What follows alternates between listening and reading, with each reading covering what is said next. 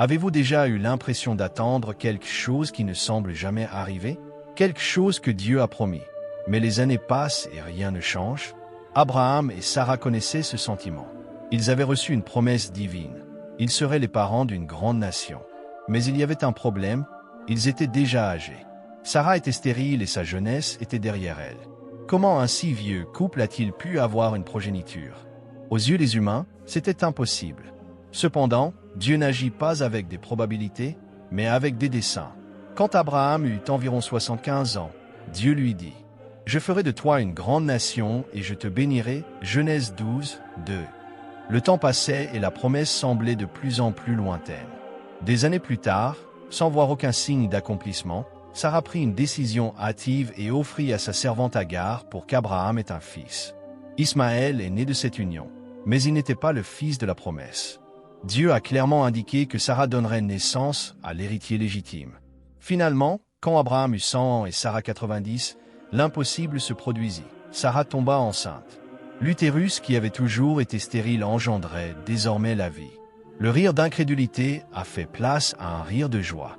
Cet événement n'était pas seulement un miracle biologique, mais une démonstration du caractère de Dieu. Il tient ses promesses, même lorsque tout semble perdu. Avez-vous déjà vécu une période où la promesse de Dieu semblait inaccessible? La naissance d'Isaac nous rappelle qu'avec Dieu, il n'y a pas de retard, seulement le bon moment. Le nom d'une personne, dans la culture biblique, avait souvent une signification profonde. Ce n'était pas seulement une forme d'identification, mais un message sur le but ou l'histoire de cette vie. Isaac ne faisait pas exception. Lorsque Dieu a annoncé que Sarah aurait un fils, elle a réagi avec un rire incrédule. À ses yeux, il était impensable qu'une femme de 90 ans puisse avoir un enfant. Abraham lui-même, en apprenant la nouvelle, a également ri. La promesse semblait trop absurde pour être prise au sérieux. C'est pourquoi Dieu a ordonné que le garçon soit appelé Isaac, ce qui signifie ri. Mais ce nom ne porterait pas seulement le souvenir du doute. Quand Isaac naquit, Sarah s'écria « Dieu m'a fait rire et tous ceux qui entendront cela riront avec moi. » Genèse 21, 6. Le rire qui était autrefois un rire d'incrédulité s'est transformé en un rire de joie. La naissance d'Isaac a non seulement confirmé la puissance de Dieu, mais a également révélé son humeur divine. Dieu a transformé le scepticisme de Sarah en un témoignage vivant de sa fidélité. Combien de fois doutons-nous des promesses de Dieu parce qu'elles semblent impossibles? Le nom Isaac nous enseigne que Dieu a le pouvoir de transformer nos larmes et nos incertitudes en célébration. Ce qui semblait incroyable devient réel lorsque nous faisons confiance à son timing et à ses plans. Isaac n'était pas seulement un fils désiré, il était l'accomplissement d'un pacte divin. Dieu avait conclu une alliance avec Abraham, lui promettant une descendance aussi nombreuse que les étoiles du ciel et les grains de sable de la mer. Mais cette promesse ne dépendait ni de la force humaine, ni de la stratégie. Cela s'accomplirait à travers Isaac. J'établirai mon alliance avec lui comme une alliance éternelle pour ses futurs descendants. Genèse 17, 19. Cela signifie qu'Isaac n'était pas seulement héritier des biens matériels, mais aussi du plan rédempteur de Dieu. L'alliance que Dieu a conclue avec Abraham passerait par lui, et plus tard, par Jacob et toute la nation d'Israël. Mais que signifiait réellement cette alliance? Premièrement, cela a confirmé que Dieu ne fait pas de promesses creuses. Non seulement il donne sa parole, mais il l'accomplit au moment opportun. Deuxièmement, cette alliance indiquait quelque chose de plus grand, un futur sauveur. La lignée d'Isaac mènerait au Messie, Jésus-Christ, qui serait l'accomplissement final de la promesse de Dieu à l'humanité. L'histoire d'Isaac nous enseigne que lorsque Dieu établit un plan, rien ne peut le contrecarrer. Même si tout semble improbable, sa fidélité demeure. Si Dieu vous a promis quelque chose, faites-lui confiance. Cela peut prendre du temps, cela peut sembler impossible, mais il tient toujours parole. Tout semblait être en harmonie. Abraham eut enfin son fils promis, Isaac devenait fort et l'alliance de Dieu s'accomplissait. Mais ensuite, quelque chose d'inattendu s'est produit. Dieu a fait une demande qui semblait absurde et cruelle. Prends ton fils, ton unique, Isaac, que tu aimes, et va au pays de Morija. Là, offre-le en holocauste sur l'une des montagnes que je te montrerai. Genèse 22, 2. Comment Abraham a-t-il pu sacrifier le fils qu'il attendait si longtemps? Le garçon était la promesse vivante de Dieu. Cependant, sans poser de questions, Abraham se leva tôt le matin et partit avec Isaac et 2 serviteurs.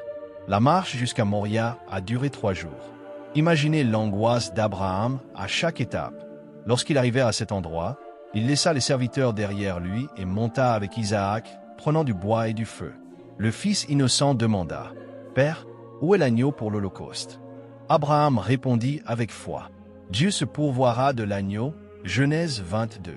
Émoticône, n'en croyant pas ses yeux. À l'autel, Abraham attacha Isaac et leva le couperet. Mais au dernier moment, l'ange du Seigneur l'appela. « Ne touche pas à ce garçon. Maintenant je sais que tu crains Dieu, parce que tu ne m'as pas refusé ton fils unique. » Genèse 22, 12. Quand Abraham regarda autour de lui, il vit un bélier coincé par ses cornes dans un buisson. Dieu avait pourvu au sacrifice. Cet épisode est l'un des plus grands tests de foi dans la Bible. Abraham croyait que Dieu était même capable de ressusciter Isaac si nécessaire. Cette scène indiquait également un sacrifice futur. Des siècles plus tard, Dieu remettrait son propre fils, Jésus, comme agneau définitif. Le temps a passé et Isaac a grandi. Abraham, déjà âgé, savait que son fils avait besoin d'une épouse, mais pas de n'importe qui. Il voulait qu'Isaac épouse quelqu'un qui partageait sa foi dans le vrai Dieu. Il appela donc son serviteur de confiance et lui confia une mission particulière, trouver une épouse pour Isaac parmi ses proches, au pays de Haran. Le serviteur est reparti avec des chameaux et des cadeaux. En arrivant près d'un puits, il dit une prière spécifique. « Seigneur, Dieu de mon maître Abraham, accorde-moi aujourd'hui le succès. Que la jeune femme à qui je dis, s'il te plaît, incline ta cruche pour que je boive, et qui répond, bois, et j'abreuverai aussi tes chameaux, soit celle choisie. » Genèse 24, décembre 2014. Avant même de terminer la prière, Rebecca apparut.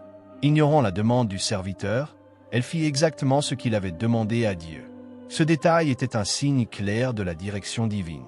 Rebecca accepta d'accompagner le serviteur et de devenir la femme d'Isaac. Quand ils sont arrivés, quelque chose de magnifique s'est produit. Isaac a emmené Rebecca dans la tente de sa mère, Sarah, et l'a épousée. Il l'aimait et ainsi il a été consolé après la mort de sa mère. Genèse 24, 67. Cette histoire nous rappelle que Dieu guide nos chemins, y compris les décisions importantes comme le mariage. Lorsque nous recherchons sa direction, il nous conduit vers le meilleur. Contrairement à Abraham et Jacob, dont le chemin a été marqué par de grandes aventures et des défis, la vie d'Isaac semble plus calme. Cependant, cela ne veut pas dire qu'il était moins important dans le plan de Dieu. Son rôle de patriarche était essentiel pour perpétuer l'alliance divine. Après son mariage avec Rebecca, Isaac a dû faire face à une grande épreuve. Sa femme était stérile, tout comme sa mère Sarah. Pendant 20 ans, ils attendirent un fils, jusqu'à ce qu'Isaac prie avec ferveur et que Dieu réponde. Rebecca a conçu des jumeaux, Ésaü et Jacob, démontrant une fois de plus que la promesse de Dieu ne dépendait pas des capacités humaines, mais de sa puissance. Par ailleurs, un curieux épisode marque la vie d'Isaac. Comme son père, il connut des périodes de famine et dut s'installer parmi les étrangers. Craignant d'être tué, il a commis la même erreur qu'Abraham et a menti en disant que Rebecca était sa sœur. Malgré cet échec, Dieu l'a protégé et béni abondamment. Isaac était également connu pour sa patience et son humilité. Il rouvrit les puits que son père avait creusés, mais les Philistins se disputaient constamment pour la propriété de l'eau. Au lieu de se battre, Isaac a simplement continué son chemin et a creusé de nouveaux puits.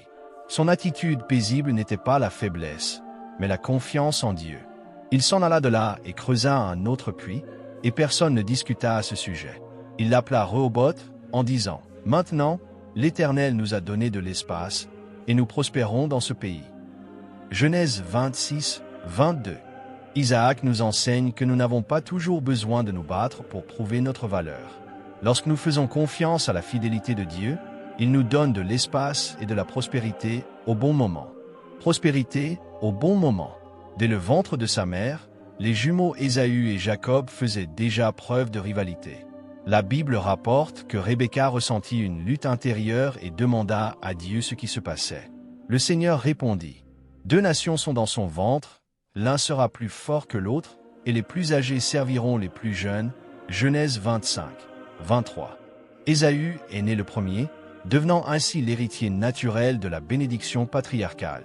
Cependant, Jacob arriva peu de temps après, tenant le talon de son frère, premier indice que son destin était lié à celui d'Ésaü. Au fil du temps, les différences entre eux sont devenues évidentes. Ésaü était un chasseur intrépide, un homme de terrain, tandis que Jacob était plutôt casanier et lié à sa famille. Un jour, dans un moment de faim et d'insouciance, Ésaü vendit son droit d'aînesse à Jacob contre un bol de lentilles. Cet échange a montré qu'il n'accordait pas autant d'importance à la promesse de Dieu qu'il aurait dû. Plus tard, déjà vieux et aveugle, Isaac décida de bénir Ésaü avant de mourir. Rebecca, qui s'est souvenue de la parole prophétique concernant Jacob, a conçu un plan pour que son plus jeune fils reçoive la bénédiction. Déguisé en peau d'animaux pour imiter son frère à fourrure, Jacob trompa son père et reçut la bénédiction destinée au premier-né. Que Dieu vous accorde la rosée du ciel et les richesses de la terre, avec beaucoup de blé et de vin. Que les peuples vous servent et que les nations se prosternent devant vous. Genèse 27, 28 à 29. Quand Ésaü l'a découvert, il était furieux et a promis de tuer Jacob. Le conflit entre les frères est devenu si intense que Jacob a dû fuir pour sauver sa vie. L'histoire de la bénédiction d'Isaac nous enseigne que, même si le plan de Dieu se réalise toujours, nos actions ont des conséquences. Jacob reçut la bénédiction, mais le prix fut élevé. Il perdit sa maison et vécut des années loin de sa famille.